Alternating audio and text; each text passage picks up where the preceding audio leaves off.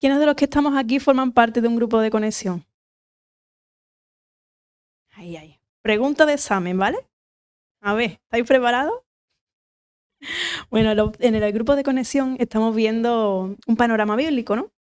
Y estamos viendo cómo el pueblo escogido por Dios, que el Señor los escoge ¿para qué? Para hacer testimonio a otras naciones de quién es nuestro Dios, ¿no? Pues constantemente, ¿qué hacían? Les daban la espalda al Señor, ¿no? Y se entregaban a otros dioses, ¿verdad? Entonces, ¿en qué pecado constantemente caía el pueblo? ¿O pecados? La idolatría, ¿qué más? Olvidarse de él, la idolatría. La raíz de cualquier pecado, ¿cuál era? La desobediencia, pero antes de la desobediencia viene otra cosa. Ahí, mi grupo. El orgullo. El pueblo de Israel constantemente era orgulloso y el orgullo da cualquier clase de pecado, ¿vale? Y Dios constantemente le mandaba profetas para que dejaran sus malos caminos porque la destrucción les iba a llegar, ¿verdad? ¿Y qué hacía el pueblo? Se volvían a entregar a otros dioses, a la idolatría. ¿Qué es la idolatría? Adorar a otros dioses que no sean nuestros. Vale.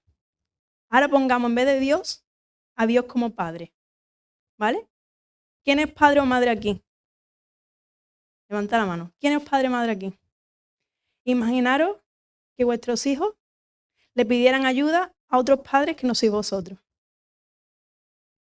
Qué dolor más grande, ¿no? Que tengan más confianza en otras personas que en nosotros como sus padres. Pues eso es lo que siente el Señor cuando le damos la espalda o entregamos nuestra confianza a otras cosas que no sean Él. Y eso era lo que sufría el Señor con su pueblo, ¿vale? Entonces, constantemente el Señor mandaba profetas avisando en diferentes generaciones, como estamos viendo en nuestro grupo, en diferentes localidades del país, diferentes épocas, pero el pueblo, nada. Hasta que en una de las etapas, Babilonia destruye al pueblo. Pero no lo extermina. ¿Qué hace en esta época?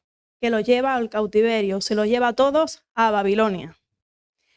El cautiverio de Judá, de Israel en Babilonia, marca uno de los momentos más importantes en la historia bíblica. Este exilio formó parte del juicio de Dios contra su pueblo en el Antiguo Testamento. ¿Y por qué es tan importante para nosotros hoy? ¿Qué podemos aprender hoy? Vamos a aprender muchas cosas. Yo he aprendido mucho. Espero que vosotros también, ¿no? Así que para empezar, el profeta Jeremías profetizó del año 600 a.C. sobre el tiempo del exilio, afirmando que duraría este exilio 70 años, ¿vale? O sea, un tiempo determinado. Vamos a leer este texto, Jeremías 25, del 11 al 14. Jeremías 25, del 11 al 14 dice: toda la tierra se convertirá en una desolada tierra baldía. Israel y las naciones vecinas servirán al rey de Babilonia por 70 años. Entonces, después que hayan pasado los 70 años de su cautiverio, castigaré al rey de Babilonia y a su pueblo por sus pecados, dice el Señor. Haré del país de los babilonios una tierra baldía para siempre. Traeré sobre ellos todos los terrores que prometí en este libro, todos los castigos contra las naciones anunciados por Jeremías. Muchas naciones y grandes reyes esclavizarán a los babilonios, así como ellos esclavizaron a mi pueblo. Los castigaré en proporción al sufrimiento que le ocasionaron a mi pueblo.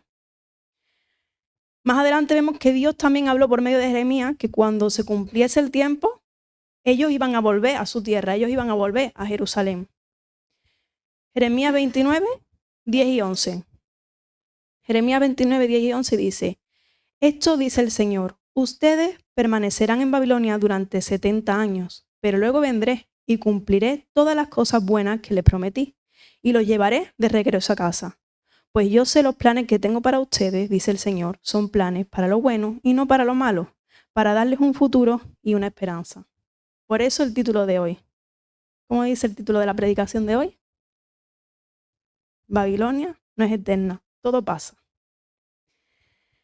Estas palabras comenzaron a cumplirse cuando Nabucodonosor, fijaros un nombre, rey de Babilonia, llevó cautivo en 3 distintas deportaciones a los más eruditos de Jerusalén. Él no era tonto, cogió a los más eruditos. Encontramos eso en la profecía del libro de Esdras, ¿no? Y es interesante que Dios le hablaba a la nación de Judá por medio de Jeremías para que se sometiera a Babilonia conforme al plan que él tenía para ellos. O sea, ¿qué le dijo al pueblo? Someteros a Babilonia. Pero el pueblo no escuchó la voz del profeta, sino que el rey Joacín, que en aquel momento, ¿sabéis lo que hizo con el rollo de Jeremías, con la profecía de Jeremías? Lo quemó y apresó al profeta. Entonces el juicio vino entonces sobre el pueblo y la cautividad comenzó. Así que todas estas profecías se cumplieron, ¿no? Y estuvieron 70 años. ¿Qué importancia tiene para nosotros esto hoy? El profeta Jeremías mandó que mandaba a los que estaban en Babilonia una carta y les decía, Jeremías 29, del 4 al 9. Jeremías 29, del 4 al 9. Esto dice el Señor de los ejércitos celestiales, Dios de Israel, a los cautivos que él desterró de Jerusalén a Babilonia. Edifiquen casas y hagan planes para quedarse. Hagan huertos y coman del fruto que produzcan. Cásense y tengan hijos. Luego encuentren esposos y esposas para ellos, para que tengan muchos nietos. Multiplíquense. No disminuyan y trabajen por la paz y por la prosperidad de la ciudad donde los envié al destierro. Pidan al Señor por la ciudad, porque del bienestar de la ciudad dependerá el bienestar de ustedes. O sea, no le dice, resistíos, no, sino asentaos allí, que ahí es donde tenéis que vivir, aunque no os guste, aunque esté en contra de vuestra situación, multiplicaos y no reduciros, porque el tiempo va a acabar, vaya a estar durante un tiempo determinado y ese tiempo hay que vivirlo, ¿vale? Sigue el versículo 8. Esto dice el Señor de los ejércitos celestiales, Dios de Israel. No permitan que los engañen los profetas y los adivinos que entre ustedes de la tierra de Babilonia. No presten atención a sus sueños, porque les dicen mentiras en mi nombre. Yo no los envié, dice el Señor. Eso es el aviso que le dio al pueblo, ¿vale? El Señor. Y aquí vemos que el Señor les manda que se involucraran en la vida de Babilonia. Uy, qué raro, ¿no? Si el Señor siempre nos dice que nos alejemos, que nos apartemos, ¿no? ¿O no? Qué raro, ¿no? Pero le dice que se afincaran, pero que también buscaran a Dios y que no se dejaran engañar por los falsos maestros y que vivieran en armonía, porque eso iba a depender también su paz. Aunque todo el pueblo fue al exilio, el punto que quiero resaltar hoy es que cada uno de los que estaban en el pueblo tuvo que vivir su propio exilio personal, ¿vale? Cada uno en su intimidad, cada deportado se haría preguntas de, ¿por qué estaré aquí yo? Si yo no he hecho nada malo.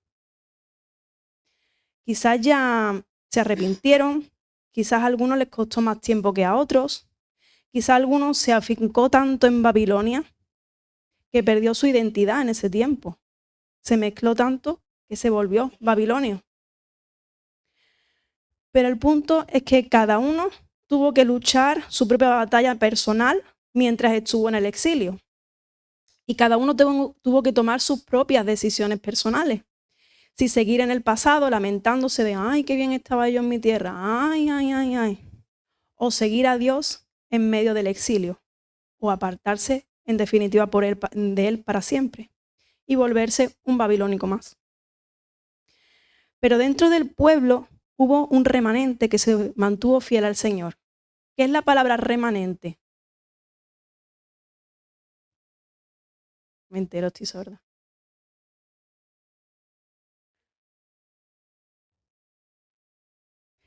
Significado, parte que queda de algo. Según la referencia bíblica, un remanente es algo que permanece y tal como se usa en la Biblia, el término generalmente se refiere a un grupo de personas que permanecen leales a Dios sin importar lo que enfrenten, ¿vale? Siempre, en todas las etapas bíblicas, siempre quedaba un remanente que se mantenía fiel al Señor. Mantenía su identidad y su propósito firme en Dios, ¿no? Y dentro del pueblo judío hubo un remanente que se mantuvo fiel al Señor. aunque habría muchos más, ¿no? Pero la Biblia resalta el ejemplo de 3 personas que no se arrodillaron ni adoraron a otro que no fuera el Señor, que se mantuvieron firmes en el exilio. La idolatría, como hemos visto, es uno de los pecados en los que constantemente caía el pueblo del Señor. Y constantemente los profetas le reprochaban de parte de Dios, ¿verdad? Imaginaros lo que el Señor siente, ¿vale? Con el ejemplo de los hijos, cuando vuestro hijo le pide cualquier cosa a otra persona. Dios siempre estaba esperando a que se arrepintieran. Estábamos viendo en los grupos que siempre se repite el mismo patrón. Oye, denunciando el pecado, arrepiéntete, vuélvete, que este es el mejor camino. Después, ¿qué pasaba? Nada. Si nada, va a pasar esto, va a pasar lo otro, porque estás tomando malas decisiones, pueblo mío. ¿Y qué venía? El juicio. Y al final, ¿qué hacía siempre el Señor? Da una respuesta de, oye, volveos. Y si no os volvéis, que yo sé que no vaya a volver, siempre había una palabra de restauración, de un Mesías que iba a venir a por su pueblo. Dios siempre estaba esperando que volvieran atrás, pero el pueblo prefirió escoger su propio camino. Y pues, ¿quién va a ser más listo que Dios? Y por consecuencia, en esta situación los llevó al exilio, la deportación hasta Babilonia por sus malas decisiones. Todo el pueblo cayó. En aquel tiempo, como he dicho, reinaba el rey Nabucodonosor en Babilonia y pidió a su oficial que entre los judíos de la realeza escogiera los mejores de sus sirvientes. Entre estos jóvenes se encontraban Daniel, Ananías, Misael y Azarías, 4, he dicho 3, que eran de Judá. Estos jóvenes se mantenieron fieles al Señor. Primeramente decidieron no comer, ¿qué? Alimentos que estaban entregados a otros dioses de Babilonia. Y el Señor les dio sabiduría e inteligencia para entender toda clase de literatura y ciencia, ¿verdad? Eran unas personas, oye. Después de hablar con el rey con Daniel, Ananías, Misael y Azarías, no encontró a nadie que los igualara. Vaya. Y los 4 entraron a su servicio y el rey los interrogó. Y en todos los temas que necesitaba sabiduría y discernimiento, el rey los vio 10 veces más inteligentes que todos sus magos y hechiceros del reino. O sea, 10 veces más. Y el rey les cambió el nombre. Y ahora se llamarían Sadrach, Mesach y Abednego. Todo esto lo vemos en el capítulo 1 de Daniel. Y ahora vamos a abrir nuestras Biblias en el capítulo 3 de Daniel, ¿vale? Lo vamos a leer entero. Capítulo 3 de Daniel. El rey Nabucodonosor hizo una estatua de oro que medía 27 metros de altura. Madre mía, 27 metros y 2 metros y 2 metros y medio de ancho, y la levantó sobre la llanura de Dura, en la provincia de Babilonia. Luego envió mensajes a los altos funcionarios y autoridades, gobernadores, asesores, tesoreros, jueces y magistrados, a todos los funcionarios provinciales para que asistieran a la dedicación de la estatua que había levantado. De modo que todas las autoridades vinieron y se pusieron de pie ante la estatua que el rey Nabucodonosor había levantado. Entonces un vocero proclamó, atención, gente de todas las razas, naciones y lenguas, escuchen el mandato del rey. Cuando oigan tocar la trompeta, la flauta, la cítara, la lira, el arpa, la zampoña y otros instrumentos musicales, inclínense, rostro en tierra y rindan culto a la estatua de oro del rey Nabucodonosor. Cualquiera que se rehúse a desobedecer, será arrojado inmediatamente a un horno ardiente. Así que al sonido de los instrumentos musicales, toda la gente de cualquier raza, nación o lengua se inclinó rostro en tierra y rindió culto a la estatua de oro que había levantado el rey Nabucodonosor. Sin embargo, algunos de los astrólogos se presentaron ante el rey y denunciaron a los judíos. Dijeron al rey Nabucodonosor, ¡que viva el rey! Usted emitió un decreto que exige a todo el pueblo inclinarse y rendir culto a la estatua de oro al oír la trompeta, la flauta y otros instrumentos musicales. Ese decreto también establece que quienes se rehúsen a obedecer serán arrojados dentro de un horno de fuego ardiente. Pues hay algunos judíos, Sadrach, Mesach y Abednego, a los que usted puso a cargo de la provincia de Babilonia, que no le prestan atención. Su majestad. Se niegan a servir a otros dioses de su majestad y no rinden culto a la estatua de oro que usted le ha levantado. Entonces Nabucodonosor se enfureció y ordenó que trajeran ante él a Sadrach, Mesach y Abednego. Cuando los trajeron, Nabucodonosor les preguntó: ¿Es cierto, Sadrach, Mesach y Abednego, que ustedes se rehúsan a servir a mis dioses y a rendir culto a la estatua de oro que he levantado? Les daré una oportunidad más para inclinarse y rendir culto a la estatua que he hecho cuando oigan el sonido de los instrumentos musicales. Sin embargo, si se niegan, serán inmediatamente arrojados al horno ardiente. Y entonces, ¿qué Dios podrá rescatarlos de mi poder? Sadrach, Mesach y Abednego contestaron: Oh Nabucodonosor, no necesitamos defendernos delante de usted. Si nos arrojan al horno ardiente, el Dios a quien servimos es capaz de salvarnos.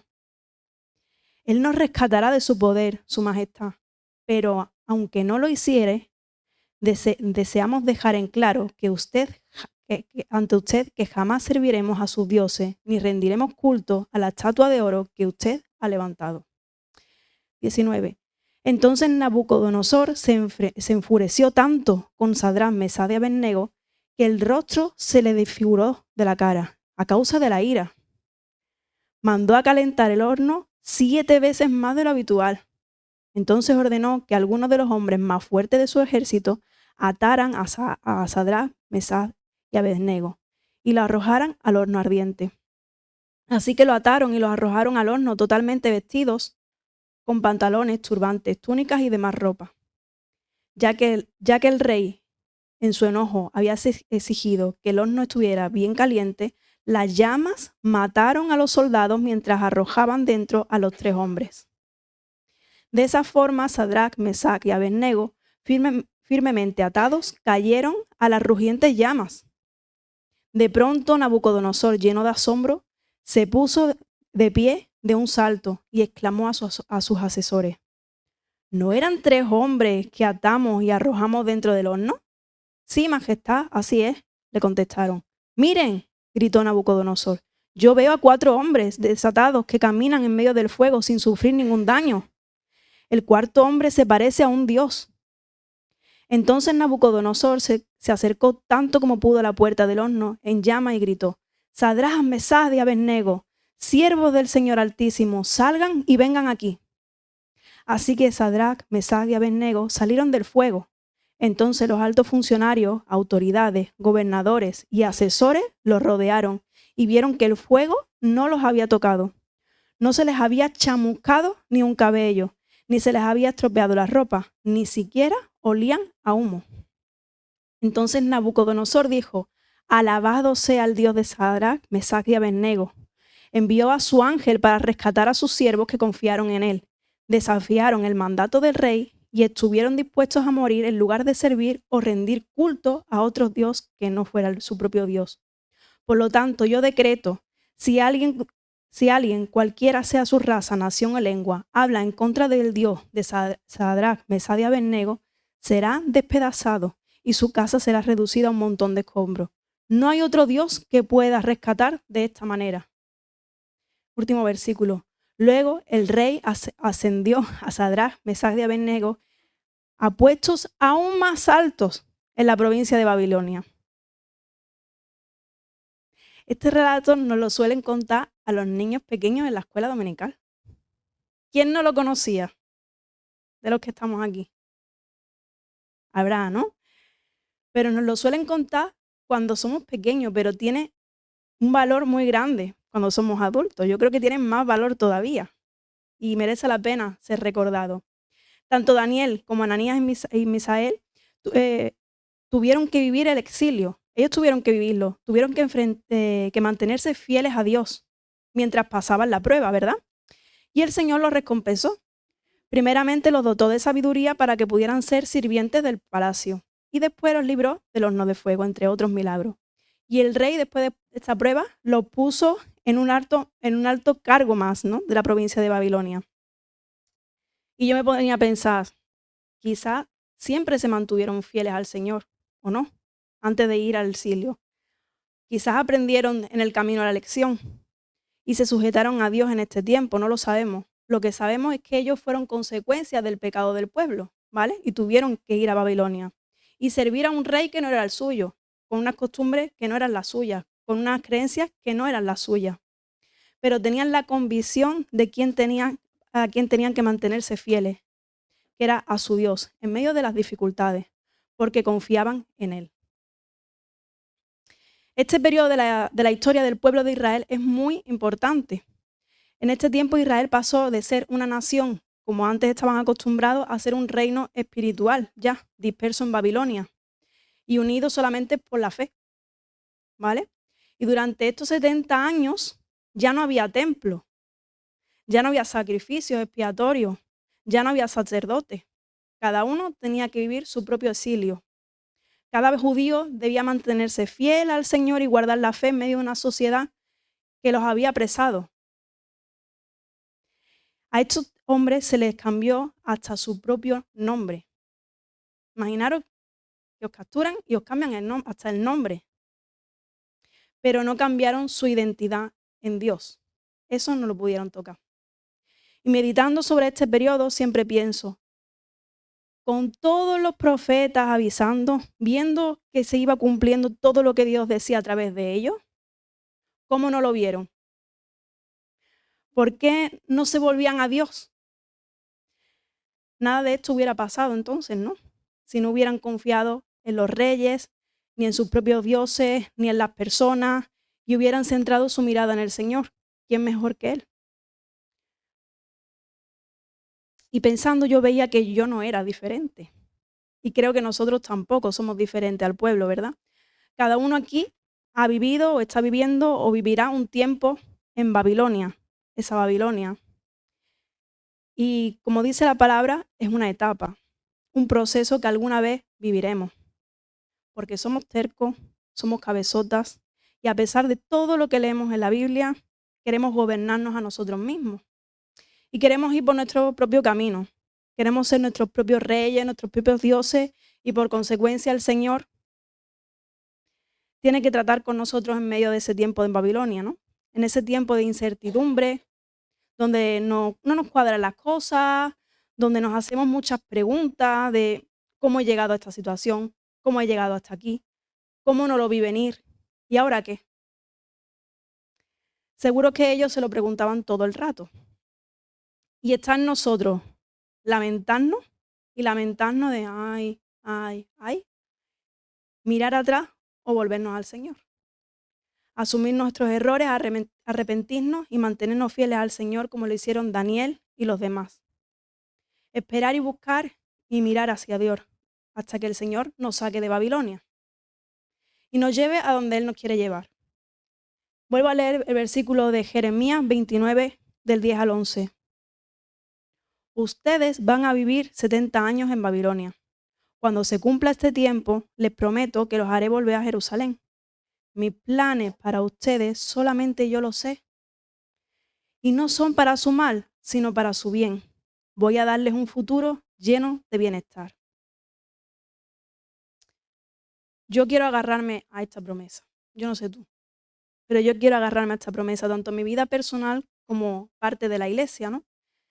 Él siempre tiene planes para bien.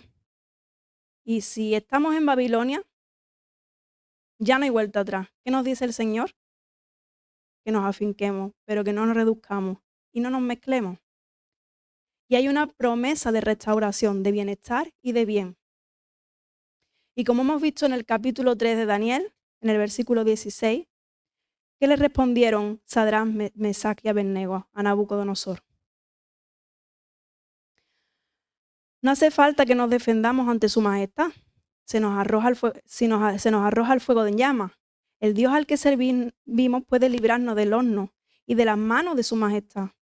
Pero aún si nuestro Dios no lo hace así, sepa usted que no honraremos a sus dioses ni adoraremos a su estatua. Ellos sabían cuál era su identidad, a pesar de que le cambiaron hasta el nombre. Tenían fe en Dios, pero una fe consecuente. Sabían que estaban en Babilonia, era lo que les tocaba vivir. Pero independientemente de lo que les ocurriera con ellos en el horno de fuego, no se iban a doblegar. No tenían miedo de morir, de perder su posición, ni de perder su título. Ellos sabían cuál era su propósito como pueblo de Dios y sabían cuál era su identidad. Sabían que tenían que mantenerse fieles a Dios porque sabían que Dios es fiel.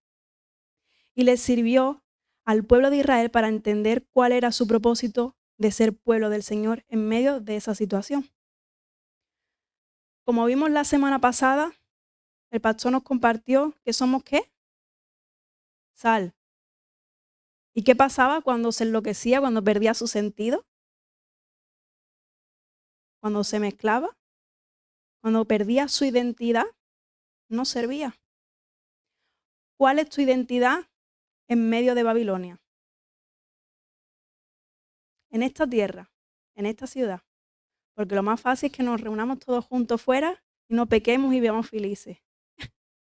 Eso llegará, dice el Señor, que llegará. Pero mientras que estamos en esta ciudad, en tu trabajo, en tu condición actual, ¿te vas a quedar ahí perdiendo el tiempo, lamentándote, mirando atrás? ¿O te recuerdo cuál es tu identidad en Dios, aún estando en Babilonia? Dice primera de Pedro 2, 9 al 10. Voy a recordaros cuál es vuestra identidad. Nuestra, porque yo también. Pero ustedes no son así, porque son un pueblo elegido, son sacerdotes del Rey, una nación santa, posesión exclusiva de Dios. Por eso pueden mostrar a otros la bondad de Dios, pues Él los ha llamado a salir de la oscuridad y entrar en su luz maravillosa. Antes, ¿qué? No tenían identidad como pueblo, ahora son pueblo de Dios. Antes no recibieron misericordia, ahora han recibido la misericordia de Dios. En medio de la prueba, Dios nos ha permitido vivir en este mundo. Dice que no somos de este mundo, pero tenemos que vivir en él, ya sea por 70 años o más, si Dios quiere, ¿no? Dios también está con nosotros.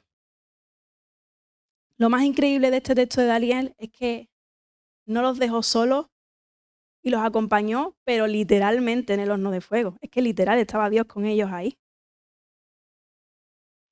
Ni sabían si iban a salir o no del horno, pero sabían quiénes eran, porque sabían que cuál era su identidad a pesar de estar en un sitio que no los respetaban. Porque tenían fe plena en su Dios, porque sabían y conocían quién era su Dios. ¿Tú conoces a tu Dios? Este tiempo que te toque vivir en Babilonia, te reto que conozcas a tu Dios. Y la buena noticia, como dice el título, todo pasa y todo acaba. Y el tiempo en Babilonia pasa y acaba. No es eterno. Ellos estuvieron 70 años allí y después volvieron a su tierra. El mundo también acabará, también pasará. Las situaciones que vivimos también pasan y acaban, aunque no le veamos fin, aunque duren 70 años. Pero aunque tengamos que pasar el tiempo en Babilonia, aunque nos metan en el horno de fuego, por seguir a Jesús, Él siempre estará con nosotros. Y sus palabras y su reino sí son eternas y nunca pasarán. Cristo vino a eso, ¿verdad? A revelarnos quién es Dios. Nos enseñó quién era Dios. Dice Juan 1:18. Juan 1:18. Nadie ha visto jamás a Dios.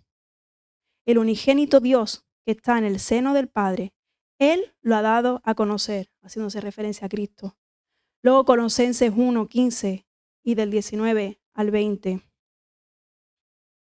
Él, Jesús, es la imagen del Dios invisible, el primogénito de toda creación, porque agradó al Padre que en Él habitara toda la plenitud y por medio de Él reconciliar todas las cosas consigo, habiendo hecho la paz por medio de la sangre de su cruz, por medio de Él, repito, ya sean las que estén en la tierra o las que estén en los cielos.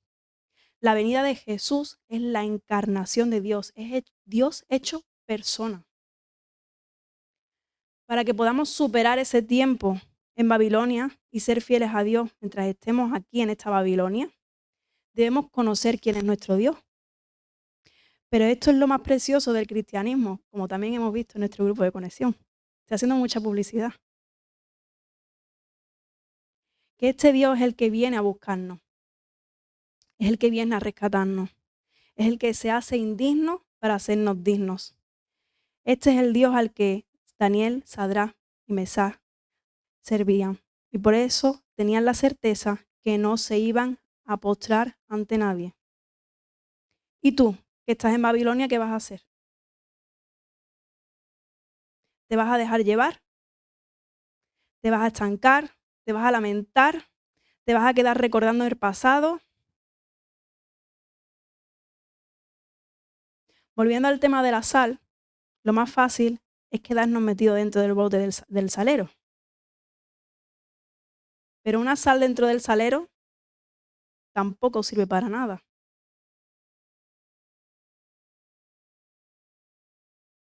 El pueblo de Israel en este tiempo en Babilonia les sirvió para darse cuenta de que no eran cualquier pueblo, sino que tenían un propósito como pueblo de Dios. ¿Crees que es tu propósito en este tiempo en Babilonia? ¿Cuál crees que es el propósito como iglesia en este tiempo que estamos en Babilonia? Os reto a que esta semana busquéis y conozcáis a Dios. Como ha dicho el pastor, es una obligación. Más que una obligación, es un gozo pasar tiempo con nuestro Padre. Ellos tuvieron que relacionarse con Dios en medio de la dificultad, cuando estaba prohibido. Ya no tenían templos, ni rituales, ni sacerdotes. Se lo quitaron todo. Pero Dios seguía estando con ellos. En este tiempo tenemos que buscar a Dios, conocer quién es Él y el precio tan alto que pagó por cada uno de nosotros en la cruz del Calvario. Él siempre va a buscarnos para que podamos tener una relación directa con Él. Dice el texto que vino a reconciliar todas las cosas. La decisión es tuya, es personal. Si quieres quedarte recordando el pasado o si quieres quedarte en Babilonia estancado o estancada y mezclándote con ellos en vez de buscar tu propio propósito en medio de Babilonia para mostrar al Dios que sirve, como hicieron estas personas. Al final, el rey reconoció el poder del Señor. O si prefieres esperar en Babilonia con la promesa de que el Señor te llevará a Jerusalén. Y mientras Él trabaja contigo para el propósito que tiene para ti y para su iglesia. Ya no en Babilonia, sino en el pueblo donde nos ha tocado vivir, aquí en Águila, en España, en tu barrio, en tu trabajo. Ahí donde tú tienes que ser diferente. Y que podamos decir cuando vengan las tentaciones como estos hombres, si nos arrojan al fuego ardiente, el Dios al que servimos es capaz de salvarnos. Él nos rescatará del poder de su majestad. Pero aunque no lo hiciera, deseamos dejar en claro ante usted que jamás serviremos a sus dioses ni rendiremos culto a la estatua de oro que usted ha levantado.